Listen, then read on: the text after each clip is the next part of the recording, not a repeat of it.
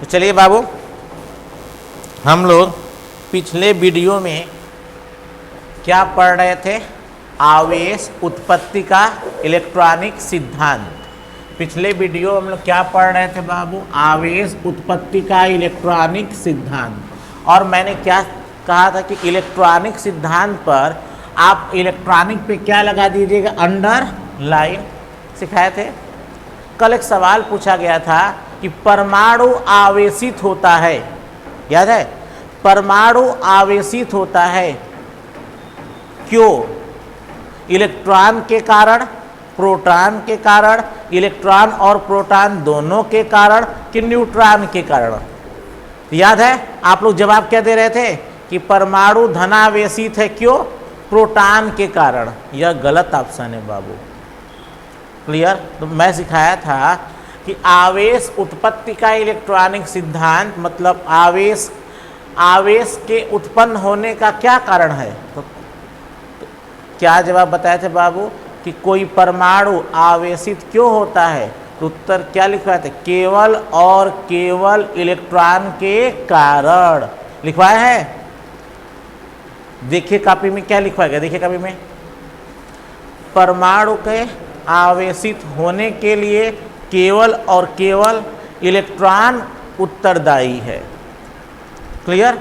अब कोई सवाल पूछ दिया, परमाणु धनावेशित है क्यों? उत्तर क्या दोगे? इलेक्ट्रॉन के कारण। परमाणु ऋणावेशित है क्यों? उत्तर क्या दोगे? इलेक्ट्रॉन के कारण। और क्या पढ़ा गया था बाबू? यह पढ़े थे कि आवेशित होने के आधार पर परमाणु 3 प्रकार के होते हैं, सिखा दिए थे। पहला क्या था? उदासीन, दूसरा धनावेशित, तीसरा ऋणावेशित। क्लियर? तो अब बाबू और क्या सिखाया था याद है?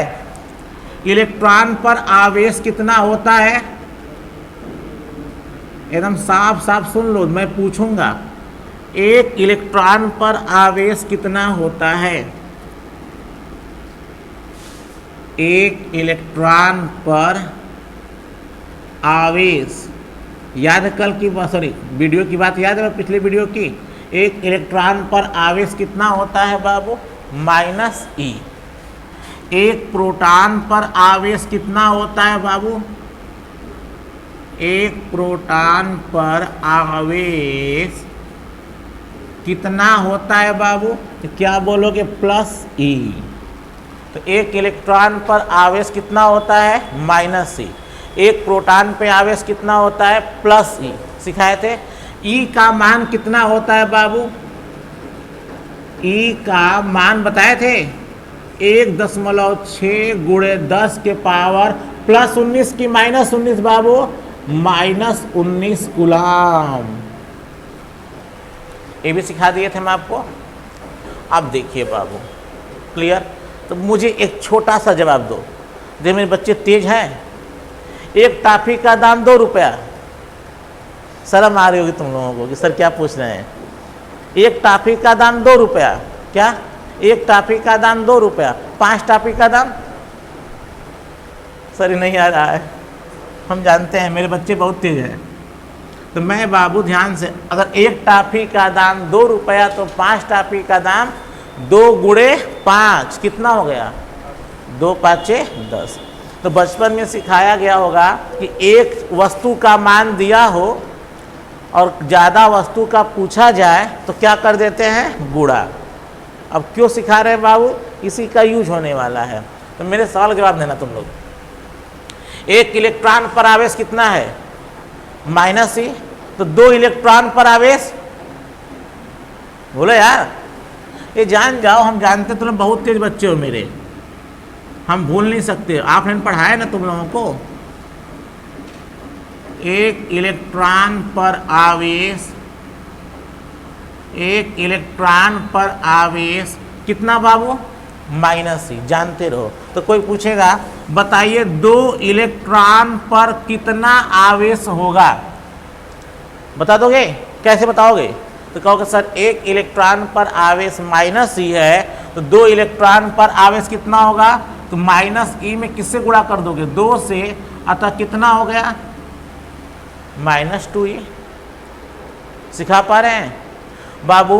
3 इलेक्ट्रॉन पर कितना आवेश होगा बताओ तो माइनस e इंटू 3। एक का पता है, एक इलेक्ट्रॉन का पता है कि एक इलेक्ट्रॉन पर माइनस e आवेश होता है। एक इलेक्ट्रॉन पर आवेश का मान कितना होता है? Minus e। तो 3 इलेक्ट्रॉन पर आवेश माइनस e में किससे गुणा कर दोगे? 3 से। तो कितना हो गया? -3। अच्छा अब बताओ 5 इलेक्ट्रॉन पे कितना आवेश होगा? -5 ही। 10 इलेक्ट्रॉन पे कितना आवेश होगा? -10 ही। 11 इलेक्ट्रॉन पर कितना आवेश होगा? बोलो तो कहोगे 11 इलेक्ट्रॉन पर आवेश कितना होगा? -11e। प्लीज बाबू सब छोटी छोटी बातें हैं, मैं चाहता हूं कि मेरे बच्चों को फिजिक्स में बोरिंग न लगे, इसलिए सिखा रहा हूं। तो ध्यान से सुनना, यूज होने वाला है। 1 इलेक्ट्रॉन पर आवेश -e, 2 इलेक्ट्रॉन पर आवेश -2e, 3 इलेक्ट्रॉन पर आवेश -3e, 4 इलेक्ट्रॉन पर आवेश -4e, 5 इलेक्ट्रॉन पर आवेश -5e, 6 इलेक्ट्रॉन पर आवेश -6e, 11 इलेक्ट्रॉन पर आवेश -11e, 20 इलेक्ट्रॉन पर आवेश -20। क्लियर? अब इसी तरह से बाबू, अब इसी तरह से ये सिखा दिए। ये सब बाबू आपने बताया था ना कि एक बाबू कॉपी बनाना है रफ, जिस पर रिवीजन करना है, एक बनाना है फेयर। तो ये सब अभी जब लिखवाएंगे तो नोट्स पर जब कहेंगे फेयर लिखो तो नोट्स पे लिखना बाबू। ये समझने वाली बात है। ये सब कहाँ लिखोगे? अपने रफ वाली कॉपी पर। आगे अब अगला सवाल पूछ रहे हैं बाबू, ध्यान से सुनिएगा, देखते हैं कौन जवाब देता है। एक प्रोटॉन पर आवेश कितना होता है? एक प्रोटॉन पर आवेश कितना होता है? +e। एक प्रोटॉन पर आवेश +e। क्लियर? तो मुझे बताओ 2 प्रोटॉन पर आवेश कितना होगा? बता दोगे कितना होगा? तो एक प्रोटॉन पर आवेश +e है और 2 प्रोटॉन पे पूछ रहा है बाबू, तो 2 का क्या कर दोगे? गुणा। और कितना आएगा बाबू? +2e। 3 प्रोटॉन पर आवेश कितना होगा? +e इंटू 3 कितना हो गया? +3। 4 प्रोटॉन पर आवेश कितना होगा? +e into 4 +4e। 11 प्रोटॉन पर आवेश कितना होगा? +e इंटू 11 कितना बोलोगे बाबू? +11e। समझे बाबू? तो ये सब जरूरत है। जब मैं सिखाऊंगा आवेश उत्पत्ति का इलेक्ट्रॉनिक सिद्धांत में परमाणु धनावेशित कैसे हो गया, परमाणु ऋणावेशित कैसे हुआ, परमाणु उदासीन कैसे हुआ, सब सिखाएंगे आप लोगों को। ठीक है ना बाबू? चलिए तो पहले जान जाइए बाबू।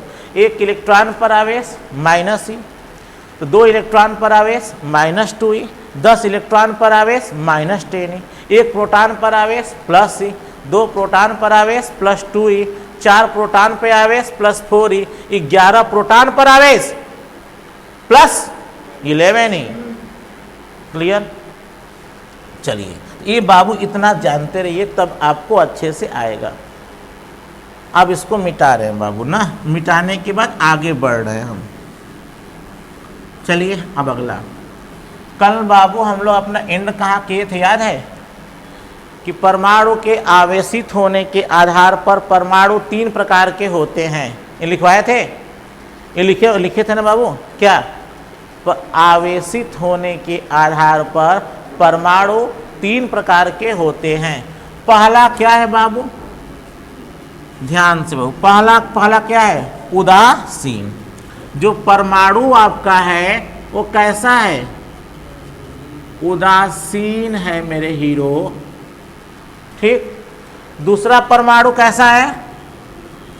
वह परमाणु कैसा होगा बाबू? धनावेशित होगा, पॉजिटिवली चार्ज एटम।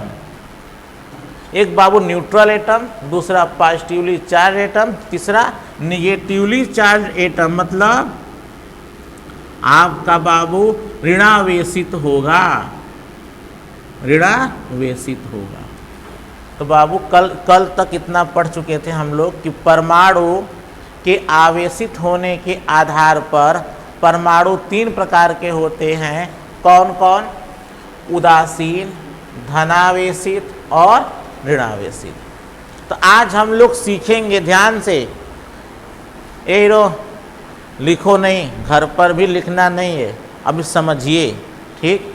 आप आराम से समझिए आप लोग, उसके बाद समझ लीजिए, उसके बाद मैं जो बोल रहा हूँ वीडियो पॉज करिए, और वीडियो पॉज करके आप उसको क्या कीजिए, लिख लीजिए।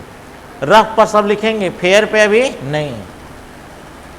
आइए, तो बाबू परमाणु के आवेशित होने के आधार पर परमाणु 3 प्रकार के होते हैं। कौन कौन?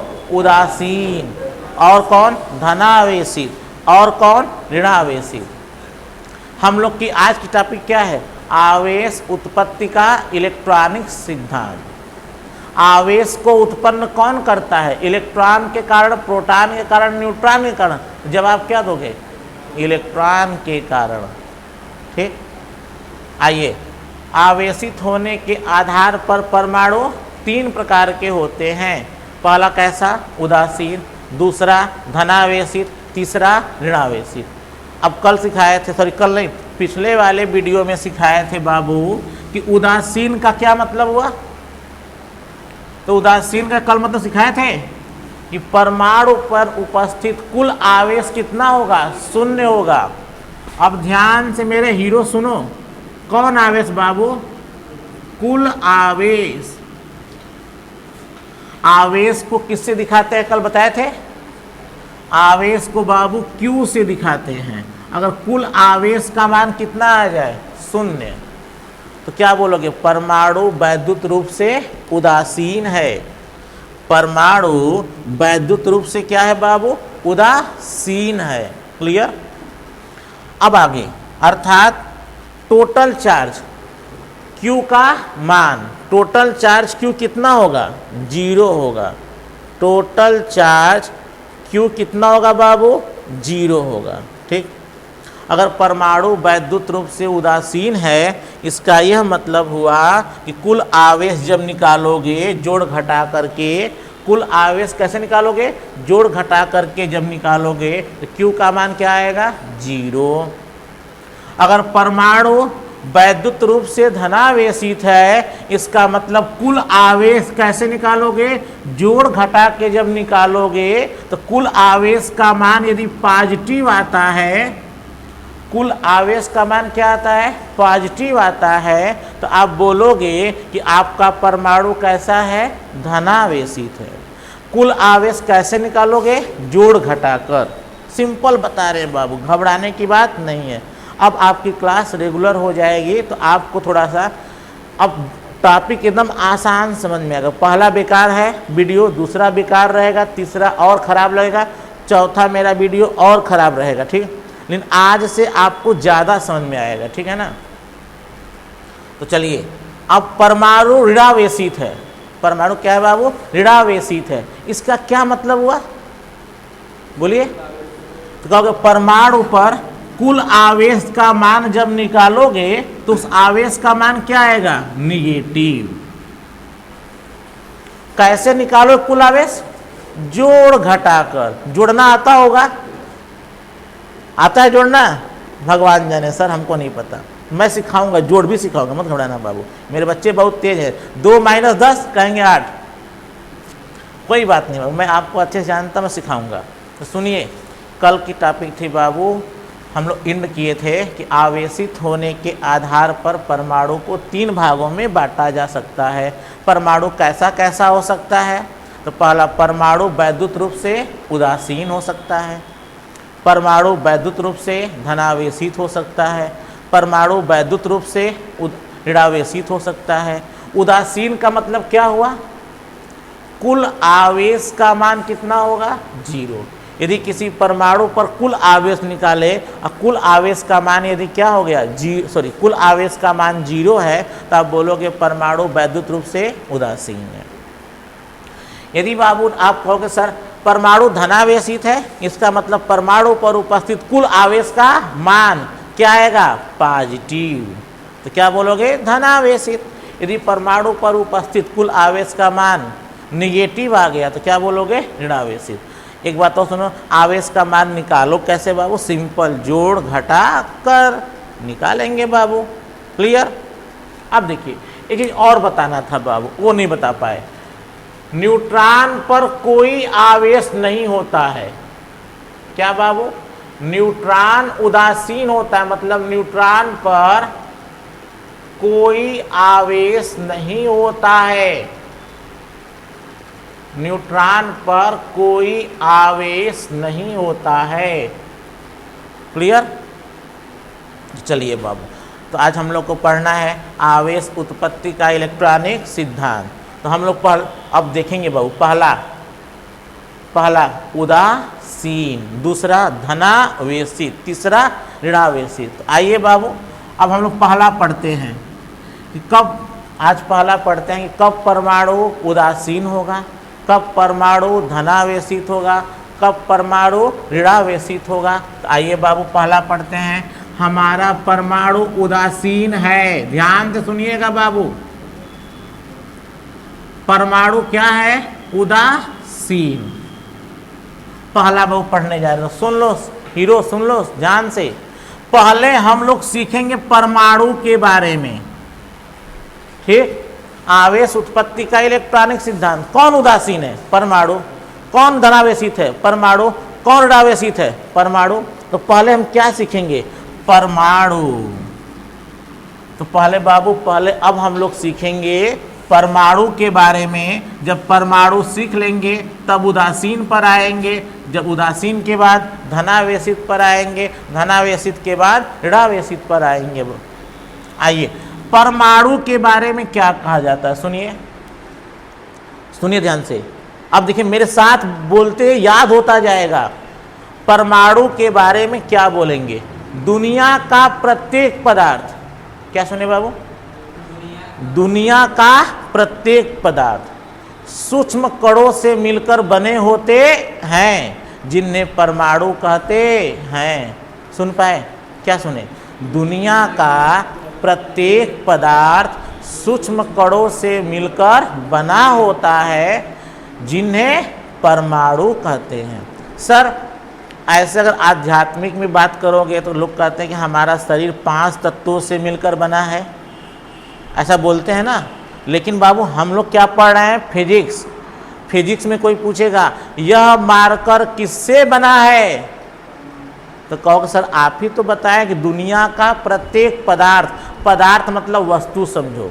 क्या समझो? वस्तु। दुनिया का प्रत्येक वस्तु किससे मिलकर बना है? परमाणुओं से मिलकर बना है। अच्छा सर आपका चश्मा किससे बना है? परमाणु से बना है। क्लियर? सर आप जिससे रिकॉर्डिंग कर रहे हैं वो किससे बना है? परमाणु से। आपका बाबू कैमरा या मोबाइल जिस पर बाबू रखा हुआ है वो किससे मिलकर बना है? परमाणु से बना है। सर मेरी गर्लफ्रेंड जो आएगी वो किससे मिलकर बनी है? परमाणु से मिलकर बनी होगी। सर ये जो पंखा चल रहा है, हवा दे रहा है, वो किससे मिलकर बना है? परमाणु से बना है। शुभम का चश्मा किससे बना है? बोलो, परमाणु से बना है। समझे? तो क्या सीखे? पहला लाइन, पहला लाइन क्या सीखे? दुनिया का प्रत्येक पदार्थ सूक्ष्म कणों से मिलकर बना होता है, जिसे परमाणु कहते हैं। एक लाइन क्लियर हुआ आपको? बाबू एकदम परिभाषा एकदम याद करा देंगे, ठीक है ना? बस मेरे साथ आपको पढ़ते चलना है। तो बाबू सब सुन लो, उदासीन कौन है? परमाणु। धनावेशित कौन है? परमाणु। ऋणावेशित कौन है? परमाणु। तो सबसे पहले किसके बारे में पढ़ा जाएगा? परमाणु। तो चलिए परमाणु के बारे में पहला लाइन क्या है सर? सुन लो, परमाणु संरचना में भी आएगा, यही लाइन लिखा जाएगा। मैं लाइन कभी चेंज नहीं कराऊंगा, एक ही परिभाषा, एक ही शब्द, एक ही वर्ड बार बार यूज कराऊंगा, ताकि आपको याद करने में किसी डिराइवेशन को, किसी बाबू परिभाषा को कोई प्रॉब्लम ना हो आपको। देखिएगा आप लोग मैं कैसे पढ़ाऊंगा आपको। तो पहले परमाणु के बारे में, ठीक? ऋणावेशित कौन है? परमाणु। धनावेशित कौन है? परमाणु। उदासीन कौन है? परमाणु। सबसे पहले किसके बारे में पढ़ा जाएगा? परमाणु। तो परमाणु दुनिया का प्रत्येक पदार्थ सूक्ष्म कणों से मिलकर बने होते हैं, जिसे परमाणु कहते हैं। क्लियर? सर परमाणु होता कैसा है? अगला सवाल आएगा। ये वीडियो देखना है, लिखना कुछ नहीं है, यह सुरेश सर आपको लिखाएंगे, ये उनकी जिम्मेदारी है। ठीक है, आप मस्ती कीजिए मेरे साथ, पढ़िए नहीं। कोई कहेगा, कोई पूछ दिया तुम्हारा मास्क जो लगाए हो किससे मिलकर बना है? परमाणु से। तुम्हारा दांत किससे मिलकर बना है? अरे बोलो, परमाणु से। बस ऐसे सिंपल हो समझने के लिए। दुनिया का प्रत्येक पदार्थ सूक्ष्म कणों से मिलकर बना होता है, जिसे परमाणु कहते हैं। आइए सर, परमाणु का शकल कैसा होता है? थोबड़ा, चेहरा। जैसे हम लोग का चेहरा है, चेहरे में क्या है बाबू? आँख है, नाक है, कान है, बाल है, मुंह है, दांत है, जीभ है, ये हम लोग का स्ट्रक्चर है। सर परमाणु का थोबड़ा कैसा है? शकल, शकल नहीं कहते अपना शकल पहले आईने में देखो। आज हम लोग परमाणु का शकल जानेंगे सर, तो सुन लो। परमाणु के केंद्र में, ध्यान से, परमाणु के केंद्र में एक धनावेशित भाग होता है। कैसा होता है? आयताकार? हाँ, गोलाकार। कैसा होता है? गोलाकार। परमाणु का हम क्या पढ़ने जा रहे हैं? थोबड़ा, शकल, संरचना, कैसे मिलकर परमाणु किससे मिलकर बना है। ठीक, तो परमाणु के केंद्र में एक धनावेशित गोलाकार ठोस भाग होता है। द्रव नहीं होता है, द्रव नहीं, गैस नहीं। कैसा होता है? ठोस होता है। पहले बार सुन लो, ऐसा मत करना सर पानी है क्या? नहीं, पानी नहीं है बाबू। ये क्या है? द्रव नहीं है, गैस नहीं है। परमाणु का नाभिक कैसा होता है? ठोस होता है। ठीक, तो परमाणु के केंद्र में, परमाणु संरचना वाले चैप्टर में बाबू पढ़ेंगे। ये संरचना इतना आसानी से नहीं खोजा गया है, इसके लिए बहुत लोगों ने बताया है। टॉमसन मॉडल, ये सब बहुत लोग बताए, रदरफोर्ड मॉडल, तब पता चला लास्ट में कि परमाणु का संरचना कैसा होता है। आज हम लोग बस पढ़ेंगे परमाणु का संरचना। तो परमाणु का शकल कैसा होता था? क्या बोलोगे? परमाणु के केंद्र में एक ठोस धनावेशित गोलाकार भाग होता है, जिसे हम क्या कहते हैं? नाभिक कहते हैं। क्या कहते हैं? तो बाबू इसका नाम क्या हो गया? नाभिक। क्या हो गया? नाभिक। सिखा पाए बाबू? बाबू परमाणु कैसा होता है? तो क्या बोलोगे? परमाणु के केंद्र में, परमाणु के केंद्र में एक धनावेशित ठोस गोलाकार भाग होता है, जिसे हम क्या कहते हैं? नाभिक कहते हैं। क्लियर? अब आगे, इस नाभिक के चारों ओर, इस नाभिक के चारों ओर कौन घूमते हैं? इलेक्ट्रॉन। इस नाभिक के चारों ओर कौन घूमते हैं? इलेक्ट्रॉन। तो परमाणु का थोबड़ा अथवा शकल अथवा संरचना कैसा है? तो क्या बोलोगे? परमाणु के केंद्र में एक धनावेशित ठोस गोलाकार भाग होता है, जिसे नाभिक कहते हैं। इस नाभिक के चारों ओर इलेक्ट्रॉन क्या करता है? परिक्रमण करता है। अब सुन लो बाबू, एक होता है परिक्रमण, एक होता है परिभ्रमण, एक होता है रोटेशन, एक होता है रिवोल्यूशन। तो परिक्रमण, अगर तुम नहीं पढ़े लिखे रहोगे तो क्या बोलोगे? परिक्रमण और परिभ्रमण सेम चीज है। ये पल्लू से बांध लो, परिक्रमण और परिभ्रमण में जमीन आसमान का अंतर है, समझे? तो यहाँ तुम परिभ्रमण नहीं लिखोगे, यहाँ तुम क्या लो सर? परिक्रमण। अगर किसी, सुन लो ध्यान से, यदि किसी हम वृत्तीय पथ पर गति करते हैं, ध्यान से सुन लो, ये सब भी चलो जानते चलो कैसे होता है, हिंदी भी पढ़ते चलो थोड़ा सा। अगर कोई वृत्तीय पथ पर गति कर रहा है तो वृत्तीय पथ पर गति करने को क्या बोलते हैं? परिक्रमण। ये हीरो क्या बोलते हैं? परिक्रमण, परिभ्रमण नहीं, परिक्रमण। तो अगर कोई वृत्तीय पथ के चारों तरफ घूमता है बाबू, अगर कोई वृत्तीय पथ के चारों तरफ घूमता है तो उसका मतलब क्या हुआ? वह परिक्रमण करता है। तो परमाणु के बारे में कुछ समझ में आया कि परमाणु में एक नाभिक होता है और नाभिक के चारों ओर इलेक्ट्रॉन चक्कर नहीं बोलो, परिक्रमण करते हैं। क्लियर मेरे हीरो? अब अगला सवाल पूछोगे, सर नाभिक में क्या क्या होता है? अगला सवाल पूछोगे, सर नाभिक में क्या क्या होता है? तो मैं बता दे रहा हूं बाबू, देख लो, चमक नहीं न रहा है वीडियो में। तो बाबू ये जो नाभिक है, सर इसमें क्या होता है? तो सुन लो, नाभिक में प्रोटॉन होता है और नाभिक में न्यूट्रॉन होता है। नाभिक में क्या होता है? प्रोटॉन। और नाभिक में क्या होता है? न्यूट्रॉन। अच्छा आप बताओ, ध्यान सुनिएगा, प्रोटॉन पे कैसा आवेश होता है? पॉजिटिव की निगेटिव? पॉजिटिव। न्यूट्रॉन पर कोई आवेश नहीं होता है। कुल आवेश कैसे निकालते हो? जोड़कर अथवा घटाकर। अब बताओ नाभिक में क्या क्या होता है? ध्यान से, ए हीरो लिखना उखना नहीं है, ये नहीं घर पे लिखने लगना, समझना है। वीडियो को मैंने ऐप्स में 2 बार क्यों दिया है पता है? एक बार देखोगे और दूसरी बार नोट्स बनाओगे। तो पहले समझो, पहले नाभिक में कौन कौन होता है? प्रोटॉन और न्यूट्रॉन। प्रोटॉन कैसा आवेशित होता है? धनावेशित। और न्यूट्रॉन पर कोई आवेश नहीं होता है। तो बताओ ये जो नाभिक है, वो नाभिक में सिर्फ कौन सा आवेश बचेगा? पॉजिटिव। क्यों? क्योंकि बाबू न्यूट्रॉन पर कोई आवेश नहीं होता है। तो सिर्फ बाबू नाभिक में कौन सा आवेश हुआ? पॉजिटिव की निगेटिव? पॉजिटिव हुआ ना। इसीलिए लोग बोलते हैं कि परमाणु के केंद्र में कैसा?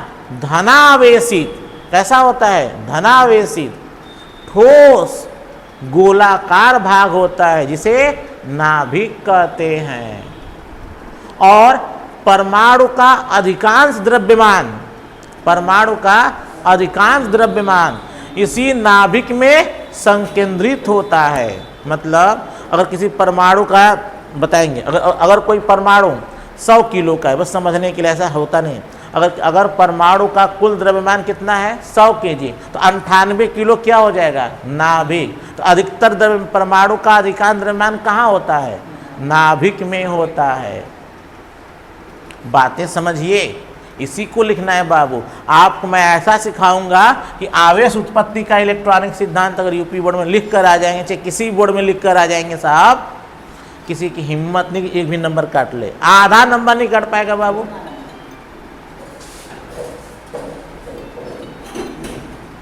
आधा नंबर नहीं काट पाएगा, ठीक है ना? आधा कुछ मत करो, छोड़ दो। आधा नंबर छोड़ दो। तो वो ब्लॉक है ना, सब ब्लॉक है ना। चलिए, मैं क्या बात कर रहा था बाबू? मैं बात यह कर रहा था कि आपको मैं ऐसा पढ़ाऊंगा कि आप अपने से लिख कर आओगे। सुरेश क्लासेस के मैंने कहा ना कि सुरेश क्लासेस के बच्चे 65 नंबर ऐसे ही नहीं पा जाते हैं। एकदम फिजिक्स को अगर आसान न बना दिए तो जो कहोगे सो हार जाएंगे सर। ठीक, पढ़ना कैसे है? तो पहले क्या बाबू, परमाणु पढ़ लिए। परमाणु में क्या क्या होता है? नाभिक होता है और नाभिक के चारों ओर इलेक्ट्रॉन परिक्रमण करते रहते हैं। क्या करते रहे? चक्कर लगाते रहते। नहीं लिखना है हमको, ये तो कोई लिख देगा सर। आपको जानना है, अगर सुन लो, केवल अपने अक्ष पर घूम रहा है। क्या बाबू? अपने अक्ष पर घूम रहा है तो कहते हैं परिभ्रमण कर रहा है। ठीक। और किसी के चारों तरफ घूम रहा है तो परिक्रमण कर रहा है। फॉर एग्जाम्पल, मान लो एक बाबू रामू काका हैं। कौन काका है? रामू समझो, रामू काका है और तेतरा देवी के चारों तरफ घूम रहे हैं। तेतरा देवी के चारों तरफ क्या कर रहे हैं? घूम रहे हैं। कौन काका? तो रामू काका परिक्रमण कर रहे हैं कि परिभ्रमण कर रहे हैं? तो कहोगे अगर किसी के चारों तरफ, किसी वस्तु के चारों तरफ कोई घूमता है तो क्या कर रहा है? परिक्रमण करता है। समझे? तो यहाँ रामू काका तेतरा देवी के चारों तरफ क्या कर रहे हैं? परिक्रमण। फॉर एग्जाम्पल, अगर आप लोग कहते हैं जब ग्रह नक्षत्र भारी हो जाता है तो जो हम लोग जाते हैं ज्योतिष के पास, तो ज्योतिष कहता है कि आप वासुदेव बाबा के यहाँ जाइएगा और वहाँ जल गिराइएगा और उसके बाद 3 बार परिक्रमण कीजिएगा। सुने हो क्या? तो ये सब बातें होती हैं, यही सब तो सीखना होता है हमें। समझे? बाकी बस सीखना है, टर्मिनोलॉजी सीखना है। ए बाबू, आपको 70 में 65 नंबर पाना है तो फिजिक्स की टर्मिनोलॉजी सीखना है। फिजिक्स में बाबू भूगोल की कुछ बातें होती हैं। ये परिक्रमण परिभ्रमण भूगोल की बात है। तो परिक्रमण मतलब किसी के चारों तरफ घूमना, अब परिभ्रमण मतलब अपने अक्ष पर घूमना। मतलब तुम खुद ही डांस करने लगो, अपने जगह पे क्या करने लगो? घूमने लगो। बचपन में देख घूमे हो ना, तो क्या कर रहे थे? अपने जगह घूम रहे थे। इसका मतलब क्या करते हो? परिभ्रमण। मैं सिखाऊंगा सर परमाणु का चुंबकीय सिद्धांत। कोई परमाणु चुंबक कब बनता है? तो वहां आएगा परिभ्रमण और परिक्रमण दोनों आएगा। तो मैं से बता रहा हूं कि परिक्रमण जान जाओ और परिभ्रमण जान जाओ। परिक्रमण मतलब किसी के चारों तरफ घूमना क्या कहलाता है? परिक्रमण। और अपने ही जगह पर घूमना क्या कहलाता है? परिभ्रमण। समझे? जैसे हमारे जितेंद्र सर सुपनखा के चारों तरफ क्या कर रहे हैं? सुपनखा के घर के चारों तरफ घूम रहे हैं, तो क्या कर रहे हैं? परिक्रमण। क्लियर? वो सोच रहा हो सुपनखा कौन है, कोई बात नहीं। तो पहले बाबू परिक्रमण जान गए, तो आइए चलते हैं आगे। तो इलेक्ट्रॉन परिक्रमण करता है कि इलेक्ट्रॉन परिभ्रमण करता है? इलेक्ट्रॉन परिक्रमण करता है। फिजिक्स में बाबू मैंने कहा ना कि 70 में 65 नंबर एकदम आराम से आते हैं। कब आते हैं? फिजिक्स में सुन लो, लोग कहते हैं कि फिजिक्स में अपने मन से परिभाषा लिख दो। अरे भैया, हर चीज़ का टर्मिनोलॉजी होता है। फिजिक्स हर सब्जेक्ट का टर्मिनोलॉजी होता है। फिजिक्स का अलग होता है, केमिस्ट्री का अलग होता है, मैथ्स का अलग होता है, ज्योग्राफी का अलग होता है। एक टर्मिनोलॉजी की बात होती है। नंबर सब एक ही बात। कोई लिखता चक्कर लगाते हैं, वो भी सही है। किसका चक्कर लगा रहे हैं? ये कोई मतलब है क्या? चक्कर आ रहा है, ये मतलब है क्या? नहीं बाबू, सबकी टर्मिनोलॉजी होती है। यह भी सीखना है कि हमें किस टर्मिनोलॉजी का कहाँ यूज करना है और कैसे यूज करना है। तो परिक्रमण सीख गए। परिक्रमण मतलब क्या? अगर कोई वस्तु किसी वृत्तीय पथ के चारों तरफ घूमता है तो क्या होता है बाबू? परिक्रमण। तो यह बाबू किसके चारों तरफ घूम रहा है? नाभिक के। अतः क्या बोलोगे? परिक्रमण।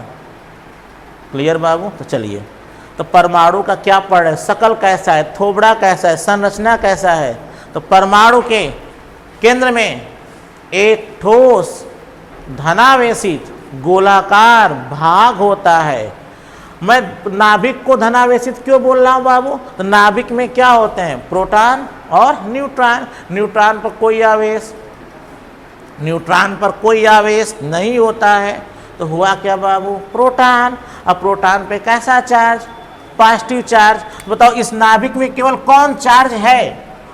तो इस नाभिक में केवल पॉजिटिव चार्ज है। इसलिए नाभिक कैसा हो गया? धनावेशित कि ऋणावेशित? धनावेशित। तो कोई पूछेगा नाभिक धनावेशित क्यों है? कहोगे प्रोटॉन के कारण। ये सब बातें समझना है बाबू, ठीक है? अब सुनिए। तो बाबू कोई पूछेगा परमाणु के बारे में 2 लाइन लिखिए। परमाणु से आप क्या समझते हैं? उत्तर क्या? तो दुनिया का प्रत्येक पदार्थ सूक्ष्म कणों से मिलकर बना होता है, जिसे परमाणु कहते हैं। परमाणु के केंद्र में कैसा बाबू? धनावेशित। ठोस है कि द्रव है कि गैस है? ठोस है। आकार कैसा है? आकृति कैसा है? गोलाकार कि आयताकार? गोलाकार।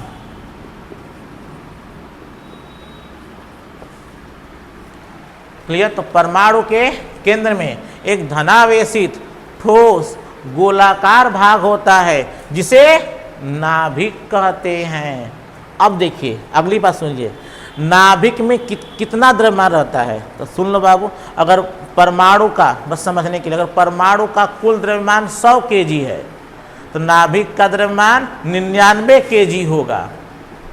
तो नाभिक का द्रव्यमान 99 kg है, तो परमाणु का अधिकांश द्रव्यमान कहाँ है? नाभिक में है। समझे? तो लिखोगे सर, परमाणु के केंद्र में एक धनावेशित ठोस गोलाकार भाग होता है, जिसे नाभिक कहते हैं। और इस नाभिक की क्या खासियत है बाबू? तो कहोगे इस परमाणु का अधिकांश भाग कहाँ संकेंद्रित होता है? परमाणु का अधिकांश द्रव्यमान कहाँ संकेंद्रित होता है? नाभिक में होता है। नाभिक के चारों ओर इलेक्ट्रॉन